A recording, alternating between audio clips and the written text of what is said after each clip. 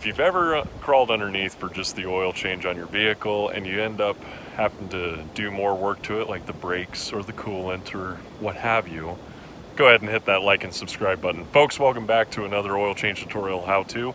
Today we got a 2020 Subaru Ascent all-wheel drive. It's got the 2.4 liter inline 4 turbo. So without further ado, so as always, go ahead and put it on ramps. Hood release is located right here underneath. Go ahead and pull that. Push this to the left, push up. Need two hands because you got your hood prop here on the left side. That goes in that hole right there. If you look on top, your oil filter is located right here. We'll be using a Mobil 1 M1 110A for our oil filter. Be sure to take off your oil fill cap before you pull the drain plug on the bottom. That way it breathes better and everything flows out. So now let's get underneath and we'll get to the drain plug. So on this particular drain plug, it's a 11/16 or 17 millimeter. Now you guys, if you have the factory plug, it's going to be a different size. I'll put that on the screen right now, what it was.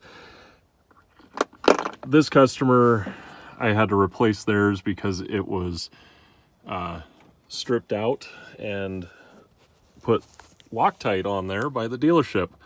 Thank you, whatever dealership did that in Washington. You suck.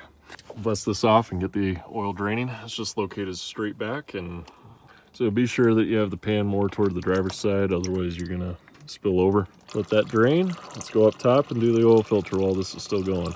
So now you're up top. Make sure you got towels handy. Go ahead and get this off. Oh.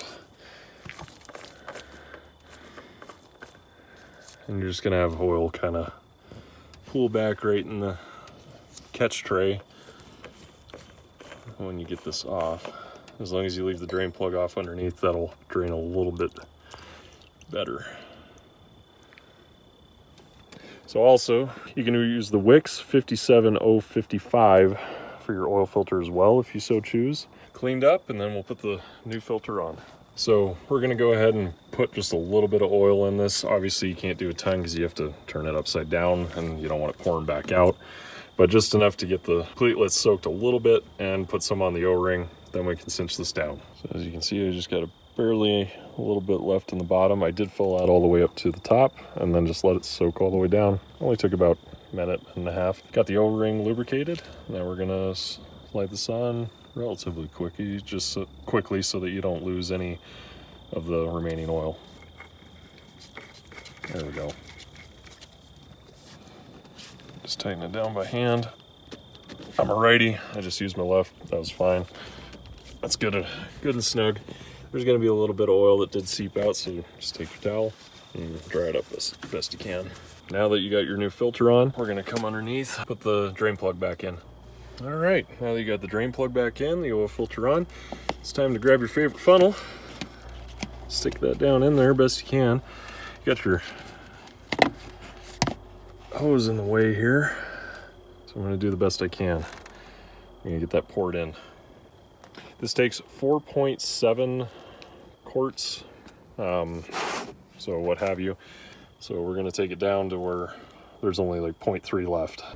All right, so once you're inside, usually you reset oil over here, but it's actually up on this mini dash up here. You're just gonna use the down, the enter, and the up buttons here.